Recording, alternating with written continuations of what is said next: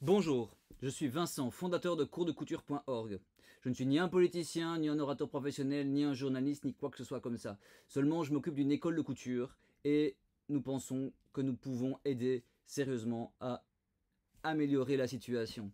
Nous n'avons pas de solution magique, il ne s'agit pas de guérir tout le monde en un jour, mais nous pensons néanmoins qu'il est possible d'améliorer grandement la production de masques. Ainsi, les gens qui iront travailler seront au moins en sécurité. Les masques faits main ne suffisent pas s'il s'agit d'un hôpital, néanmoins, il est inacceptable que des pharmaciens, des infirmiers à domicile ou même des personnes qui travaillent dans les supermarchés, à la police, n'aient pas de masque assurant un minimum de sécurité. Non, ils ne vont pas remplacer le confinement, ce n'est pas notre objectif. Nous pensons qu'avec un confinement boosté et des masques, alors on peut vraiment faire avancer les choses. Il y a plein d'initiatives locales, c'est des très bonnes idées. Néanmoins, c'est largement insuffisant. On parle de quelques milliers de productions alors que les besoins sont en millions, en dizaines de millions, en centaines de millions. Nous pensons qu'il est possible de produire ça de manière locale.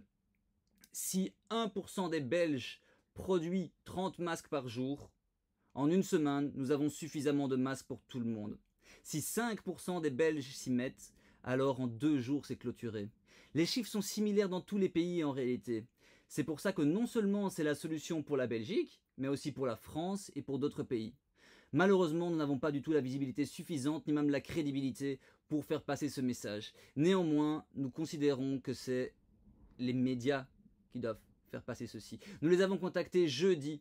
Nous sommes à l'heure actuelle mardi 10h40 et nous n'avons toujours pas la moindre réponse. Pareil pour les ministères. Nous comprenons qu'ils ont beaucoup de travail à réaliser pour le moment. Néanmoins, il y a une urgence sanitaire primordiale et des solutions qui sont là. Nous avons donc fait une liste de demandes que nous espérons seront lues et peut-être même appliquées.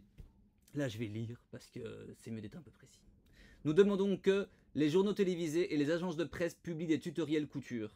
Introduction à la machine à coudre, explication des différents tissus, confection de masques et autres accessoires utiles, travail à la chaîne et productivité. Soit décrété à hauteur au moins nationale des points de relais pour la distribution. Supermarchés, pharmacies, police ou autres. Mais ils ont l'habitude de la logistique. Ils sont présents partout et ils sont ouverts surtout. Donc on n'augmente pas les risques. Pour l'instant, beaucoup d'initiatives comptent sur la poste et des personnes qui se désignent alors que ça fait perdre du temps et ça augmente les risques.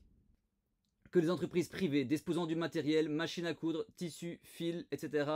puissent le mettre à disposition du public et que l'État s'engage à rembourser le matériel au prix d'achat afin d'éviter la faillite de ces entreprises à leur sortie de la crise.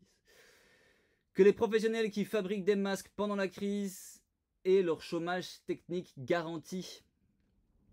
Que soit rendue illégale la vente de ces masques, il n'est pas envisageable que des personnes puissent faire du profit pendant cette période noire.